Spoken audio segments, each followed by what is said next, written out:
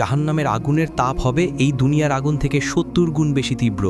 মানুষ সেখানে জ্বলবে, পুড়বে, যন্ত্রণায় ছটফট করবে, কিন্তু মরবে না। সেখানে থাকবে এমন ভয়ানক ঠান্ডা যে মানুষ বরফের মতো জমে যাবে। খাবারের জন্য দেয়া হবে কাঁটাময় বিষাক্ত জাক্কুম ফল, যা খেয়ে মানুষ যন্ত্রণায় ছটফট করবে। পানীয় হিসেবে দেয়া হবে ফুটন্ত পানি, দুর্গন্ধযুক্ত পুজ ও রক্ত। এটাই সেই ভয়ঙ্কর জাহান্নাম, যার মুখোমুখি হতে হবে প্রত্যেক অপরাধীকে। চলুন এই ভিডিওতে জাহান্নামের শুরু থেকে শেষ পর্যন্ত বর্ণনা শুনে আসি, যার প্রতিটি কথা কোরআন ও হাদিস থেকে নেওয়া। আসসালামু আলাইকুম রহমতুল্লাহ। আজকের ভিডিওতে আমরা জাহান্নাম সম্পর্কে জানব ইনশাআল্লাহ। শুরু করব কিয়ামতের সময় থেকে। ইসরাফিল আলাইহিসসালাম প্রথমবারের মতো একটি গভীর ও দীর্ঘ শ্বাস নিলেন। তারপর ফু দিলেন সিংগায়। গভীর গহ্বর থেকে উঠে এলো সিংগার ধ্বনি, এক ভয়াবহ হাড় কাঁপানো আওয়াজ। প্রথমে কেঁপে উঠল মক্কা আল মুকাররামা, তারপর সেই কম্পন ছড়িয়ে পড়ল মাদিনা আল মুনাওয়ারায়, আবৃত করল মসজিদে নববীর প্রতিটি ইট ও স্তম্ভ। কাঁপল ইস্তাম্বুল, দুলে উঠল ঐতিহাসিক আয়া সোফিয়া। লন্ডনে থেমে গেল বিগ বেনের কাঁটা, নিউ ইয়র্কের আকাশচুম্বী দালানগুলো কেঁপে উঠল ভয়ের কম্পনে। টোকিওতে সব যন্ত্রপাতি ভেঙে পড়ল। একই মুহূর্তে সারা দুনিয়ার সব প্রান্তে ছড়িয়ে পড়ল সেই ভয়ানক আওয়াজ। আকাশের তারা একে একে নিভে যেতে লাগল। সে উজ্জ্বল সূর্য ডুবে গেল ঘন অন্ধকারে, আর চাঁদ টুকরো টুকরো হয়ে গেল আকাশের বুকে। মুহূর্তেই সমগ্র মহাবিশ্ব এক বিশাল কবরস্থানে পরিণত হলো। নেমে এলো গভীর শান্তি, নিস্তব্ধতা। সবকিছু সম্পূর্ণ অন্ধকার, সবকিছু মৃত্যুর কোলে ঢলে পড়েছে। সবকিছু আচ্ছন্ন হয়ে গেল, শুধু আল্লাহ রয়ে গেলেন। ঘোষণা এলো, আজ কার জন্য সব রাজত্ব? কিন্তু কেউ জবাব দিল না। কতক্ষণ স্থায়ী হলো এই ভয়ঙ্কর নীরবতা? ৪০ বছর, নাকি ৪০ দিন, নাকি ৪০ ঘন্টা? কেউ জানে না, কারণ সময়ও থেমে গেছে, স্থানও মিলিয়ে গেছে। শুধু আল্লাহই জানেন এই অপেক্ষার দৈর্ঘ্য কত হবে। মৃতরা মিশে গেছে মাটির সাথে, হাড়গুলো মিশে গেছে মাটির সাথে, চুলগুলো পচে গেছে, নখের কোনো চিহ্ন নেই, কিন্তু রুহগুলো, আত্মাগুলো এখনও অপেক্ষা করছে। বারজাখের জগতে তারা অপেক্ষা করছে, কারোর জন্য কবরের আযাব, কারোর জন্য কবরের নেয়ামত, কিন্তু সবাই অপেক্ষারত। তারপর এলো সেই পবিত্র মুহূর্ত। দ্বিতীয় আদেশ ধ্বনিত হলো সিংগায়। আবার ফু দিলেন ইসরাফিল। ইসরাফিল নিলেন দ্বিতীয়বার গভীর শ্বাস, কিন্তু এবার তা ভিন্ন। এবার নেওয়া হলো জীবনের শ্বাস, এবার নেওয়া হলো পুনরুত্থানের শ্বাস। ইসরাফিল দ্বিতীয়বার সিংগায় ফু দিলেন। আওয়াজ ছড়িয়ে গেল সবখানে, পৃথিবী ফেটে যেতে লাগলো তীব্র শব্দে। একে একে কবরগুলো খুলে গেল, ভেতর থেকে উঠল হাত, তারপর বাহু, তারপর মাথা। হাড়গুলো জোড়া লাগলো, মাংস জুড়ে গেল হাড়ের সাথে, চুল গজালো মাথায়, চোখ বসে গেল চোখের কোঠায়। প্রতিটি মানুষ দাঁড়িয়ে গেল একে একে, ধুলো মাটিতে ঢাকা, বিস্মিত, নগ্ন, ভীত ও কাঁপতে কাঁপতে। তারা জিজ্ঞেস করল, কে আমাদের ঘুম থেকে জাগালো? তারপরই তারা মনে করল সেই ভয়াবহ সত্য। তারা বলতে লাগলো, হায়, আমাদের নবীরা সত্য বলেছিলেন। এটাই সেই ওয়াদা যা দয়াময় আল্লাহ দিয়েছিলেন। এই আফসোস ছড়িয়ে পড়ল চারদিকে, প্রতিধ্বনিত হতে লাগলো আর্তনাদ। কিন্তু এখন অনেক দেরি হয়ে গেছে। ভয়ানক আতঙ্ক ছেয়ে গেছে সবখানে। তারা পালানোর জায়গা খুঁজছে, কিন্তু পাচ্ছে না। তারা লুকানোর স্থান খুঁজছে, কিন্তু সেটাও নেই। তারপর দূর থেকে ভেসে এলো একটি কণ্ঠস্বর। ফেরেশতারা বললেন, সারি ধরে সবাই হাসরের ময়দানের দিকে যাও। এই আদেশ শুনে মানুষ যেন পাল ছাড়া ভেড়ার পাল টেনে নিয়ে যাওয়া হচ্ছে দলবদ্ধভাবে। কাঁপতে কাঁপতে তখন তারা আল্লাহকে স্মরণ করছে। এখন মনে পড়ছে, কিন্তু অনেক দেরি হয়ে গেছে। এদিকে হাসরের ময়দান পৃথিবীর মতো বিস্তৃত, বরং আরও চওড়া। কোটি কোটি মানুষ, অগণিত প্রাণ একত্রে। আদম আলাইহিসসালাম থেকে শেষ নবজাতক পর্যন্ত সবাই সেখানে হাজির। অগণিত ভিড়, নিঃশ্বাস নেওয়ার জায়গা নেই, নড়াচড়ার স্থান নেই। মানুষ ভয়ে একে অপরকে চেপে ধরছে। সূর্যকে কাছে আনা হয়েছে ঠিক মাথার উপরে, মাত্র 1 মাইল দূরে। কি ভয়ানক গরম, শরীর থেকে ঘাম ঝরছে অবিরাম। কেউ তাদের গোড়ালি পর্যন্ত ঘামে ডুবে আছে, এরা ছোটোখাটো অপরাধী। কেউ হাঁটু পর্যন্ত ডুবে আছে, এরা মাঝারি অপরাধী। কেউ কোমর পর্যন্ত ডুবে আছে, এরা বড় অপরাধী। কেউ গলা পর্যন্ত ডুবে আছে, এরা ভয়ানক অপরাধী।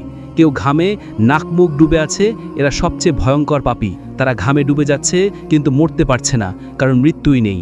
এই শাস্তির মধ্যেই সময় কাটছে। বছরের পর বছর পার হচ্ছে, তবুও তারা দাঁড়িয়ে হাসরের ময়দানে। 1000 বছর গেল, 2000 বছর গেল, 3000 গেল, 5000 গেল, 10,000 গেল, এমনকি 50,000 বছরও চলে গেল। তবুও তারা অপেক্ষায়। তারা কাঁদছে, হে রব, হে রব, আমাদের বিচার শুরু করুন এখনই। এই অপেক্ষা শাস্তির চেয়েও কঠিন। আমাদের জাহান্নামে নিক্ষেপ করুন, কিন্তু এই অপেক্ষা শেষ করুন। আমরা পারছি না। কিন্তু আল্লাহ, যিনি ন্যায় বিচারক, তাদের অপেক্ষায় রাখলেন। কারণ দুনিয়ায় তারা তার হুকুমকে অপেক্ষায় রেখেছিল।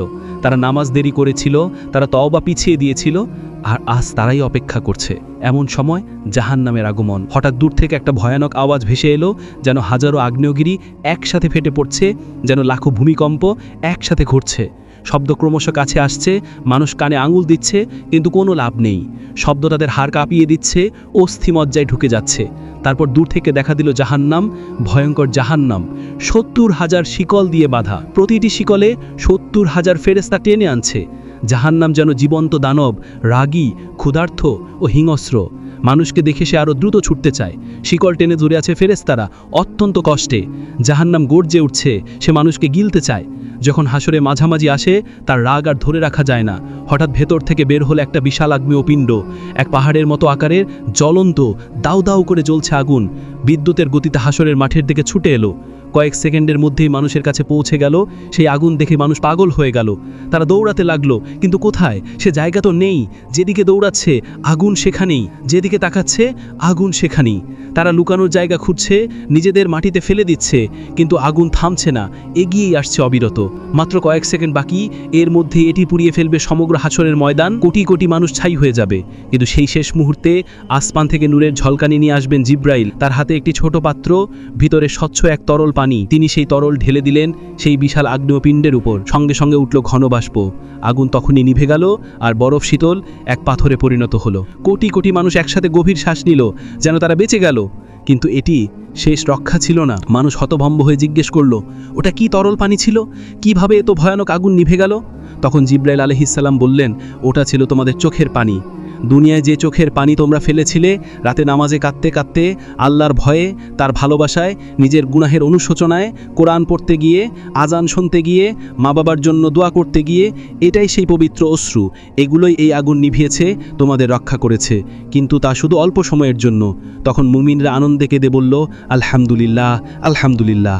আর কাফেররা ভয়ে কাঁপলো আরও বেশি, কারণ তাদের কোনো অশ্রু নেই, ফলে তাদের রক্ষাকারীও নেই। অতঃপর হিসাবের সময় এসে গেল। নাম ধরে ডাকা হচ্ছে একে একে। যার নাম ডাকা হয় সে কাঁপতে কাঁপতে আল্লাহর সামনে আসে। ভয়ে হৃদয় ফেটে যাওয়ার মতো অবস্থা, নিঃশ্বাস বন্ধ হয়ে আসে। মহান আল্লাহ তার হাতে দেন হিসাবের বই। এটাই জীবনের চূড়ান্ত সিদ্ধান্ত। যে সৎ কাজ করেছে তার বই দেওয়া হয় ডান হাতে। সে আনন্দে বলে ওঠে, নাও পড়ো আমার বই, আমি নিশ্চিত ছিলাম আমাকে হিসেব দিতে হবে। আর যে মন্দ কাজ করেছে তার বই দেওয়া হয় বাম হাতে, পেছন দিক থেকে। সে পাগল হয়ে চিৎকার করে, হায় আফসোস, যদি আমাকে বইটা না দেওয়া হতো, যদি আমি না জানতাম আমার হিসেব। তখন মানুষ ভয়ে, হতাশায় মিথ্যা বলল, হে রব, আমি কিছুই করিনি, হে রব, আমি জানতাম না, হে রব, আমি নির্দোষ, হে রব, এটা আমার ছিল না, আমি খেয়াল করিনি। তখন আল্লাহ বললেন, মিথ্যা বলো না, তোমরা সত্য লুকাতে পারবে না, সব কিছু লেখা আছে, সব কিছু সংরক্ষিত আছে।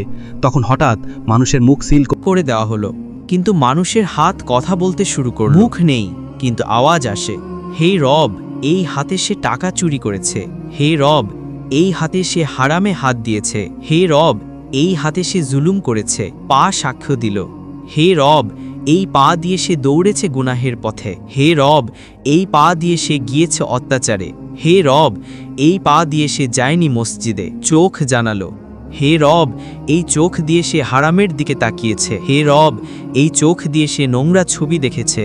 কান বলে উঠল, হে রব, এই কান দিয়ে সে হারাম শুনেছে, হে রব, এই কান দিয়ে সে পরনিন্দা, গীবত শুনেছে। জিহ্বা বলে উঠল, হে রব, এই জিহ্বা দিয়ে সে মিথ্যা বলেছে, হে রব, এই জিহ্বা দিয়ে সে গীবত করেছে, হে রব, এই জিহ্বা দিয়ে সে গালাগাল করেছে।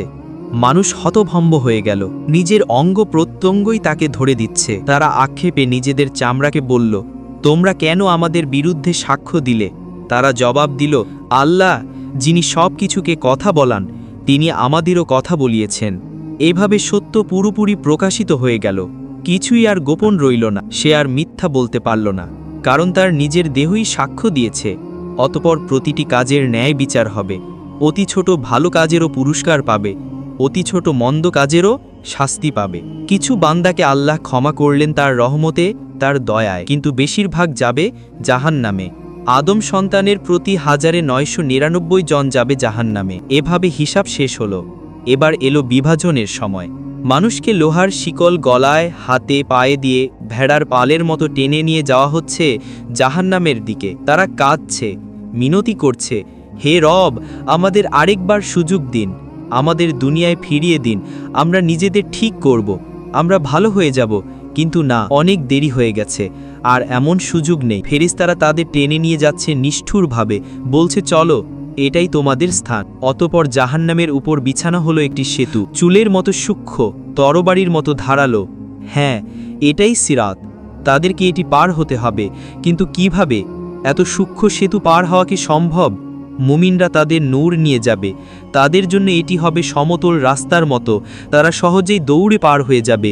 কিন্তু মুনাফিকরা আটকে যাবে মাঝপথে, তাদের নূর নিভে যাবে, ফলে তারা অন্ধকারে পড়ে থাকবে। আর কাফেরদের কোনো নূর নেই, তারা এক পাও ফেলতে পারে না, তারা হোঁচট খায়, পড়ে যায়, বেশিরভাগ সিরাত পার হতে পারবে না। তারা হোঁচট খেয়ে জাহান্নামে পড়ে যায়, যেন ৭০ বছর ধরে পড়ে যাচ্ছে জাহান্নামের গহ্বরে। প্রতিটি পতনই একটি চিৎকার, লাখো চিৎকার, কোটি কোটি চিৎকার। জাহান্নাম হাঁ করে অপেক্ষা করছে, ক্ষুধার্ত দানবের মতো। সে গিলে নিচ্ছে পড়ে যাওয়াদের একের পর এক, একজন, দুজন, হাজারো, লাখো, কোটি, গিলে যাচ্ছে অবিরাম, কখনো ভরে না। আল্লাহ তখন জিজ্ঞেস করবেন, তুমি কি ভরে গেছ? জাহান্নাম বলল, আরও আছে কি? আমি এখনো ক্ষুধার্ত, আমি এখনো ভরি নাই। অতঃপর যখন পড়ে যাওয়ারা জাহান্নামে প্রবেশ করে, তারা সম্মুখীন হয় এক ভয়ঙ্কর উত্তাপের। এই দুনিয়ার আগুনের তুলনায় ৭০ গুণ বেশি তাপ। তাদের চামড়া সঙ্গে সঙ্গে পুড়ে যায়, তারপর নতুন চামড়া আসে, আবার তা পুড়ে যায়, এভাবেই চলতে থাকে। জাহান্নামের আগুন মানুষ ও পাথর দ্বারা জ্বালানি পেয়েছে, ফলে এটি অকল্পনীয় উত্তাপে জ্বলছে। ফলে তাদের শুরু হলো তৃষ্ণা, ভয়ঙ্কর তৃষ্ণা। তারা পানি চাইবে, দেওয়া হবে, কিন্তু কেমন পানি? তাদের দেওয়া হবে ফুটন্ত পানি, যা তাদের পেট ফাড়িয়ে ফেলবে। তাদের দেওয়া হবে পুজ, পানি পান করতে তারা তা গিলতে চাইবে, কিন্তু পারবে না। প্রতিটি দিক থেকে মৃত্যু তাদের কাছে আসবে, কিন্তু তারা মরবে না। তারা খাবার চাইবে, দেওয়া হবে, কিন্তু কেমন খাবার? তাদের খাবার হবে শুধু কাঁটাযুক্ত গাছ। এটি এমন এক জাক্কুম গাছ, যা জাহান্নামের তলদেশ থেকে জন্মায়। এর ফল শয়তানের মাথার মতো। প্রতিটি গ্রাসে আরাম নয়, বরং যন্ত্রণা আসে। তারা না চাইলেও জোর করে তা তাদের খাওয়ানো হবে। জাহান্নামের শাস্তি শুধু গরম আগুন নয়, এখানে আছে জামহারি, যা ততটাই কষ্টদায়ক ঠান্ডা যেমন আগুনের উত্তাপ। অসহ্য গরম আর ঠান্ডা প্রমাণ করে জাহান্নামের যন্ত্রণা সব দিক থেকে ঘিরে রাখবে। এখন সবাই তাদের স্থান খুঁজে নিয়েছে, জান্নাতের মানুষ জান্নাতে, আর জাহান্নামের মানুষ জাহান্নামে। দরজাগুলো চিরতরে বন্ধ হয়ে গেছে, ভাগ্য নির্ধারিত হয়ে গেছে, চিরকালীন সময় শুরু হয়েছে, আর কোনো ফিরে আসা নেই। জাহান্নামের মানুষ সেখানে চিরকাল থাকবে, চিরকাল, ট্রিলিয়ন বছর, কোয়াড্রিলিয়ন বছর, কখনো শেষ হবে না। জাহান্নামের ৬০টি দরজা রয়েছে, অর্থাৎ ৬০টি আলাদা স্তর, ৬০টি আলাদা দরজা, ৬০টি শাস্তি। ৬০টি দরজা পাহাড়ের মতো বিশাল, একটির নিচে একটি স্তূপ হয়ে আছে গভীরতর দিকে। ওই দরজাগুলোর আড়াল থেকে এক আভা বা আলো জ্বলে ওঠে, যা হৃদয়ের ভয়ের সঞ্চার করে। এই দরজার প্রহরীর সামনেই থাকবে ভয়ঙ্কর চেহারা, কঠোরতায় খোদাই করা। জাহান্নাম সৃষ্টির দিন থেকে সে কখনো হাসেনি, অটল, নির্মম, প্রহরায় অবিচল। প্রতিটি দরজা ভিন্ন পাপীদের জন্য, প্রতিটি স্তরে আলাদা শাস্তি, কেউ হালকা, কেউ ভয়ঙ্কর। লোকেরা জাহান্নামের রক্ষিক দারোগা মালিককে ডাকবে, হে মালিক, তোমার রবকে ডাকো, আমাদের জীবন শেষ করে দিক। কিন্তু মালিক উত্তর দেবে শুধু নীরবতা দিয়ে। প্রথম দরজা আকাশ কাঁপানো গর্জনে খুলবে, এর উপর লেখা থাকবে জাহান্নাম। এই স্থান মুসলিমদের জন্য, যারা ঈমান এনেছিল কিন্তু গাফেল বা অলস ছিল, ঈমানদার যারা নামাজ ছেড়েছিল, যারা বলতো পরে পড়ব, যারা মিথ্যাকে অভ্যাসে পরিণত করেছিল, যারা মানুষকে কষ্ট দিয়েছে, অন্যায় করেছে, মানুষের হক মেরেছে, যারা বলেছে আল্লাহ তো ক্ষমা করে দেবেন কিন্তু তওবা করেনি। তারা যখন প্রবেশ করবে তখন তারা কেঁপে উঠবে, আমরা কি ঈমানদার ছিলাম না? আমরা কি শাহাদা বলিনি? হ্যাঁ বলেছিল, কিন্তু এর দায়িত্ব পালন করেনি। এখানের শাস্তি অস্থায়ী, যতদিন তাদের গুনাহ থাকবে ততদিন শাস্তি চলবে, তারপর তারা জান্নাতে যাবে। কিন্তু ততদিন পর্যন্ত প্রতিটি ছেড়ে দেওয়া নামাজ সমান একটি আগুন, প্রতিটি মিথ্যা একটি শিখা, প্রতিটি গুনাহ একটি যন্ত্রণা। আর দ্বিতীয় দরজা খুলবে এক ভয়ানক চিৎকারে, তার নাম লাজা, অর্থাৎ এমন শিখা যা গ্রাস করে। এই আগুন জীবন্ত, এটা যেন বুদ্ধি রাখে, শিকার খোঁজে। এটি খুঁজে নেয় তাদেরকে যারা ইসলামকে উপহাস করেছে, যারা কোরআনের আয়াত শুনে হেসেছে, যারা আজান শুনে উপেক্ষা করেছে, যারা মুসলমানদের নিয়ে ঠাট্টা করেছে, লাজা তাদের আক্রমণ করবে সাপের মতো লাফিয়ে, সিংহের মতো মাংস ছিঁড়ে হাড় ভাঙবে, আবার জোড়া লাগাবে। কারণ এখানে শাস্তি মৃত্যু নয়, বরং অনন্ত কষ্ট, যাতে তারা প্রতিটি মুহূর্তে মরে আবার নতুন করে জীবিত হয়। ব্যথা এক অন্তহীন চক্র। আর তৃতীয় দরজা সাকার গভীর নীরবতায় খুলবে। সাকার হলো আগুন যা ধ্বংস করে। এখানে শাস্তি তাদের যারা ক্ষুধার্তকে দেখে বলেছে আমার সমস্যা নয়, যারা ইয়াতিমকে জেনেও ফিরিয়েছে, যারা গরিবকে উপেক্ষা করেছে, যারা সাহায্য প্রার্থীকে ফেলে গেছে, যারা শুধু আরামে মগ্ন থেকেছে। তাদেরকে জিজ্ঞেস করা হবে তোমাদেরকে সাকারে কি নিয়ে এসেছে। তারা উত্তর দেবে আমরা নামাজ পড়তাম না, আমরা গরিবকে খাবার দিতাম না। এখন তারা ক্ষুধার্ত, কেউ খাবার দেয় না, তৃষ্ণার্ত কেউ পালি দেয় না। যন্ত্রণা ফিরিয়ে আনে তাদের সেই দুনিয়ার নিষ্ঠুরতা। আর চতুর্থ দরজা হুতামা খুলবে এক ধাতব শব্দে। হুতামা হলো এমন আগুন যার হৃদয় চূর্ণ করে। এখানে সোনারূপাও আছে, কিন্তু কি ধরনের সোনারূপা? সেখানে আছে আগুনে গলিত জ্বলন্ত সোনারূপা। যেসব ধনীরা ধন গুনত বারবার, যারা বলতো আরেকটু চাই, যারা গরিবকে বিদ্রূপ করেছে, সম্পদকে উপাসনা করেছে, তাদের শাস্তি এখানেই হবে।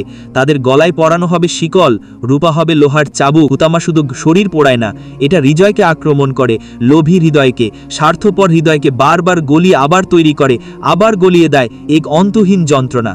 আর পঞ্চম দরজা জাহিম খুলবে ক্রুদ্ধ গর্জনে। জাহিম হচ্ছে দাউ দাউ শিখার ভাটি। এখানে শাস্তি তাদের যারা অহংকারী, যারা দুর্বলদের উপর অত্যাচার করেছে, এমন শাসক যারা প্রজাদের জুলুম করেছে, এমন মালিক যারা শ্রমিকদের কষ্ট দিয়েছে, এমন স্বামী যারা স্ত্রীকে মেরেছে, এমন বাবা যারা সন্তানদের কষ্ট দিয়েছে, যারা মনে করেছে তাদের সিংহাসন আল্লাহর আরশের চেয়েও বড়। আর ষষ্ঠ দরজা সাইর খুলবে যুদ্ধের আর্তনাদে। সাইর হলো রাগান্বিত আগুন, যারা নবীদের সাথে শত্রুতা করেছে, যারা রক্তপাতের স্থপতি, যারা শান্তি নষ্ট করেছে, এক কথায় প্ররোচনাকারী, যুদ্ধবাজ, হত্যাকারীরা এখানেই থাকবে। এখানে প্রতিটি হাড় চিৎকার করবে, প্রতিটি শ্বাস কাটা গিলার মতো ব্যথা দিবে। তাদের অত্যাচারিতদের চিৎকার তাদের চারপাশে প্রতিধ্বনিত হবে। আর সপ্তম দরজা হাবিয়া খুলবে এক গভীর কান্নায়। আল হাবিয়া অর্থ অনন্ত, অতল গহ্বর, সবচেয়ে গভীর অন্ধকার স্থান। এখানে প্রবেশ করবে মুনাফিকরা। এরা সবচেয়ে বিপজ্জনক পাপী, যারা জিহ্বায় বলেছে লা ইলাহা ইল্লাল্লাহ কিন্তু হৃদয়ে বিশ্বাস করেনি, যারা হৃদয়ে বিশ্বাসঘাতকতা করে, যারা ঈমানের মুখোশ পরে কিন্তু জীবনে ফাঁকা, যারা দ্বিমুখী আচরণ করে, যারা মুসলমানদের বিরুদ্ধে ষড়যন্ত্র করে, যারা প্রতারণা করে, যারা আনন্দ করে ভাবি তারা দুনিয়ার শাসন করছে। সেই মুনাফিকরা এখানেই থাকবে।